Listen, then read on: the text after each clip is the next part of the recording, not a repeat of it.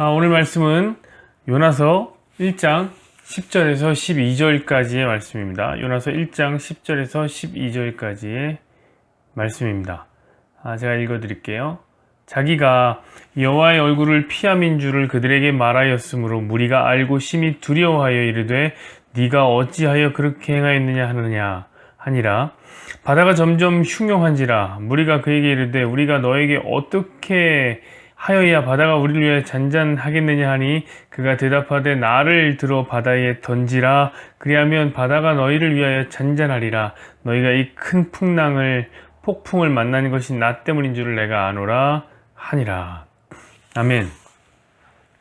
오늘 이 말씀을 중심으로 해서 표현되지 않은 감정 두 번째 시간, 나를 들어 바다에 던지라 라는 제목으로 함께 말씀을 나누겠습니다.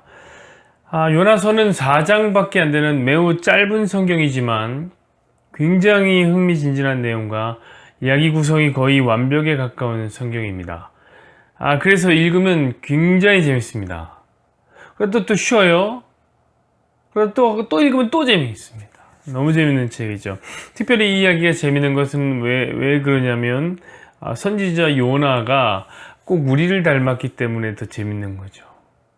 사고 뭉치에 말도 안 들어. 하나님 이렇게 하라면 절대 그렇게 안 해요. 반대로 항상 하죠.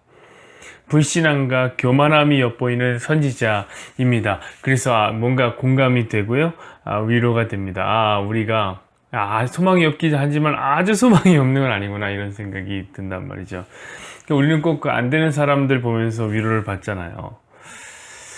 그러나 우리가 가장 많이 요나를 닮은 점은 어떤 점이냐면 저는 이렇게 생각합니다. 표현하지 않고 도망간다는 것. 이게 진짜 우리가 요나를 닮은 점인 것 같습니다. 자, 우리가 어제 함께 이야기를 나누지 않았습니까? 표현하지 않는 감정이 어떻게 된다고 했습니까? 우리 몸에 남는다고 이야기했습니다. 우리가 삶을 사다가 갑자기 삶에서 괴물이 툭 튀어나오는 것이 있죠. 왜 이런 일이 생겼지? 내가 왜 이런 일을 했지? 아마 표현하지 않은 감정이 만들어내는 괴물일 것이라 생각합니다. 오늘 그 괴물이 요나의 모습 속에서도 나온단 말이죠. 자, 요나는 오늘 본문에서 무섭게 뛰노는 바다 위에 서 있습니다. 그리고 요나를 중심으로 사람들이 삥 둘러서 있습니다. 그들의 표정은 지금 두려움에 쩔어 있습니다. 요나는 사람들에게 자기를 바다에 던지라고 말하고 있습니다.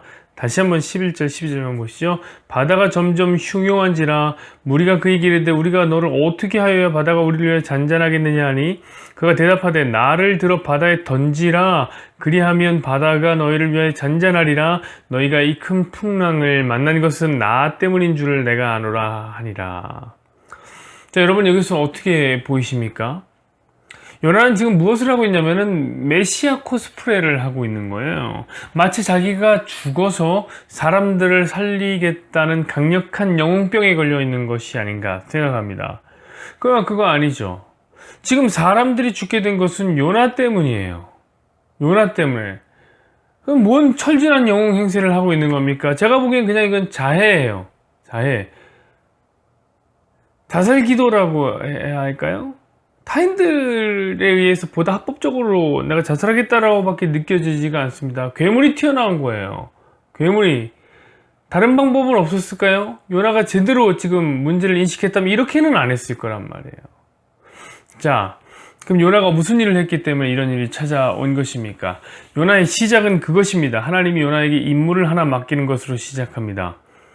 여러분, 이것은 사역자의 운명입니다. 사역이라는 것은 무엇입니까? 그것은 부린다는 거예요. 사역, 부린다는 거예요. 하나님이 당신의 뜻대로 우리를 부리는 것이 사역입니다. 당연히 사역자는 부려져야죠. 그런데 이상하게도 하나님이 맡긴 그 임무가 요나의 마음에 들지 않았어요. 그래서 하나님께 부려지기가 싫었던 거죠. 왜냐하면 그 임무가 니느웨 사람들에게 회개하라고 선포하는 외치는 일이었기 때문에 그래요. 니느웨에 회개를 전하라. 그래서 싫었습니다. 왜냐하면 니느웨는 이스라엘의 원수이기 때문에 그렇습니다. 니느웨는 북이스라엘을 멸망시킨 아수르의 수도입니다. 이 도시 사람들이 호전성과 잔인함은 상상을 초월했습니다. 늘 주변에 있는 약소국들을 침략해서 자기 배를 불리는 도시가 거대 도시로 성장한 도시가 니느웨였습니다. 그래서 얻게 된 니느웨의 별명, 강도들의 도시였습니다. 그런 성에 회개를 전하라 라는 임무는 요나로서 매우 불쾌하고 납득하기가 어려웠던 임무였던 겁니다. 특별히 이 요나는 유대인입니다. 당시에 전쟁 사회를 살아가는 모든 민족들은, 유대인뿐만 아니라 모든 민족은 민족주의적인 사고에 젖어 있었습니다. 당연한 거예요. 왜냐면 전쟁하는 곳이 그런 세계관이 있어야 전쟁할 수 있어요. 그러나 그 중에 유대인들은 진정 민족주의적인 성향을 굉장히 많이 갖고 있었던, 똘똘 무장되어 있던 사람들이에요. 왜냐면 그들은 유일신 공동체예요. 다른 신 섬기면 적이에요. 이방인들을 부정하게 여깁니다. 그래서 개 돼지처럼 여깁니다. 이방인들과 결혼도 안 해요. 교류도 최대한 삼가하는 나라입니다. 요나는 그런 나라에서 자랐습니다. 그러니 이방인에게 회개를 전하는 것도 싫은데 그 대상이 니느웨라니, 이것은 매우 고통스러운 임무였습니다. 여러분, 이렇게 고통스러운 임무가 주어지면 어떻게 해요? 여러분에게 주어졌다면 어떻게 해야 되는 겁니까? 하나님께 자기 마음을 표현해야죠. 자기의 생각을 말씀드려야죠. 하나님, 저는 그러고 싶지가 않아요. 저는 니느웨 사람들이 싫어요. 하나님도 아시잖아요. 그런데 왜 이런 임무를 저에게 맡기십니까? 라고 하나님의 뜻을 구해봐야죠. 여러분, 우리 어제 아브라함이 하나님과 거래하는 거 얘기 들어보셨죠? 하나님 그렇게 꽉 막힌 분이 아니라고요. 거래를 막 하잖아요. 그러나 요나는 도망갑니다.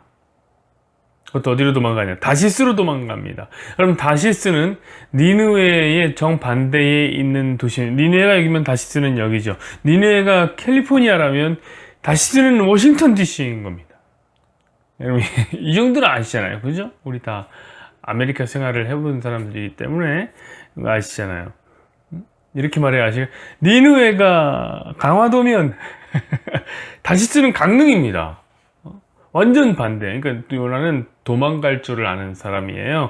도망자에 적합한 내구조를 갖고 있어. 어디로 도망가야 될지 딱딱 아는 거죠. 자, 그리고 배를 타고 도망갑니다. 이것 역시 여러분, 당시 히브리인들의 사고가 그대로 반영된 철저하게 계산된 행동입니다. 왜냐하면 히브리인들은 바다에는 하나님 계시지 않다고 생각했어요. 우리 함께 창세기를 공부한 사람들은 알겠지만 히브리인들에게 바다는 죽음과 저주의 상징이에요.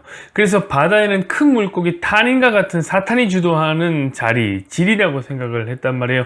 그러니까 하나님을 피해서 도망가기 딱 좋은 자리죠. 그런데 하나님이 다시스로 가는 바다 한복판에 떡하니 나타나신 겁니다. 그것도 폭풍을 동반하여서 나타나셨습니다. 요나 다 알고 있었어요. 하나님 나타나는 거 깜짝 놀랄 일이죠. 아니, 하나님 여기도 나타나십니까? 여러분, 저는 여기서 우리가 한 가지를 알고 넘어갔으면 좋겠습니다.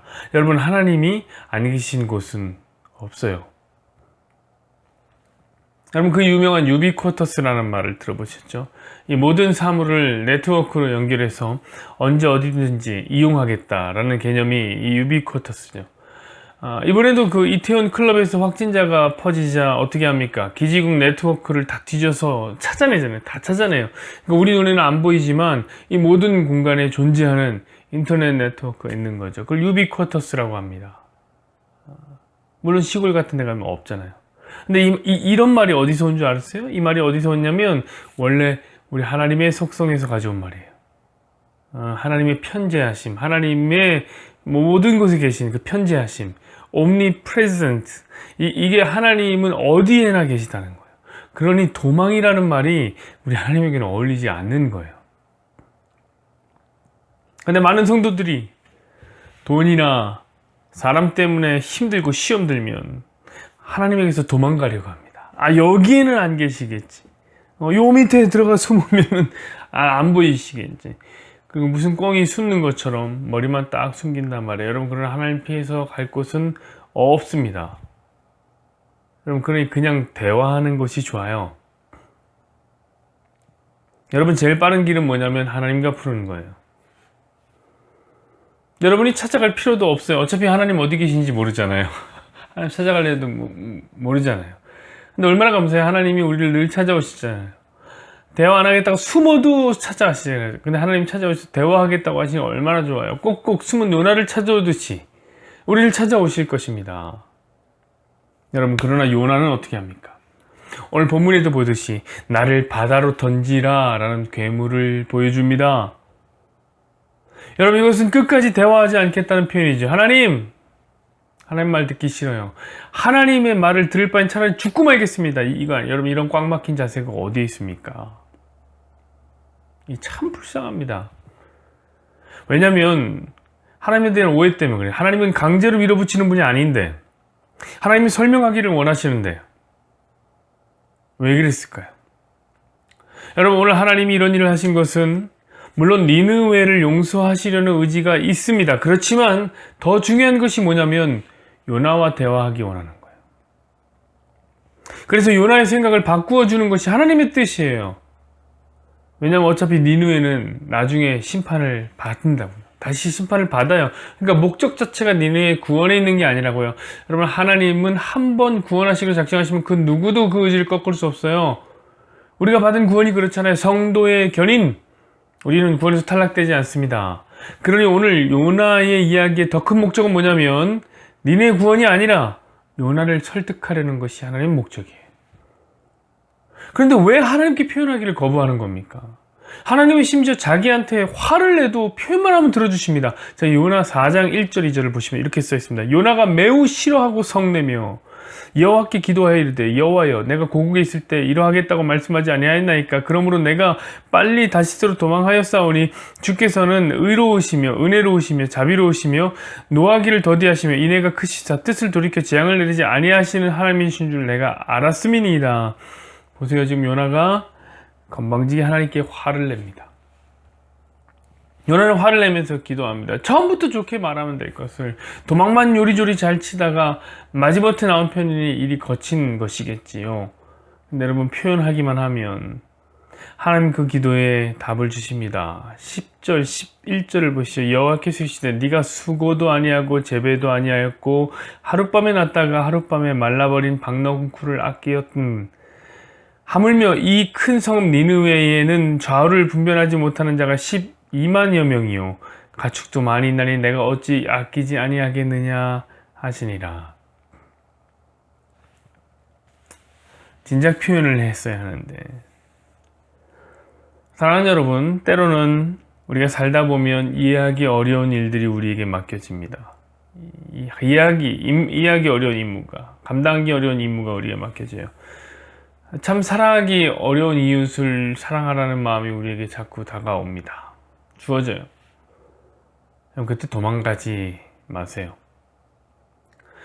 참 용서하기 어려운 사람 자꾸 용서하라는 마음이 주어집니다. 또 도망가고 싶으십니까? 세상에 불법은 아니어도 편법이라는 것이 있습니다. 사람들은 그 편법으로 다 돈도 잘 벌고 좋아 보입니다. 근데 자꾸 마음에 걸려요. 나도 그거 하려고 하니까 마음에 걸려요. 그거 하지 말라고. 양심에 자꾸 잽을 날리시는 성령님의 파수꾼의 파수한 소리가 들려요.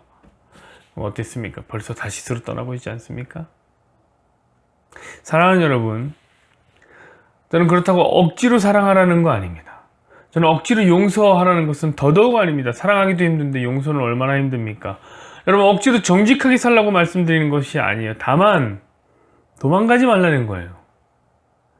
하나님 말씀하시고자 여러분의 마음의 문을 두드리면 여러분의 마음을 터놓으시라고요.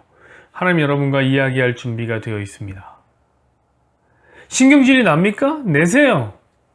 짜증이 납니까? 하나님 앞에 부리세요. 그러나 하나님께 말을 거세요. 하나님께 표현하세요. 기도하세요. 그리고 그 결과는 하나님께 맡겨드리자고요. 중요한 것은 우리가 하나님께 감정을 표현할 때에 하나님과 교제가 시작된다는 거예요. 여러분, 이건 별거 아닌 것 같아도 정말 매우 중요한 거예요. 왜냐하면 하나님이 그거 하려고 이 세상 만든 거예요. 저와 여러분과 교제하려고요. 근데 왜 자꾸 표현하지 않고 도망갑니까? 오늘도 여러분의 마음을 하나님 앞에 터놓기를 부탁드립니다.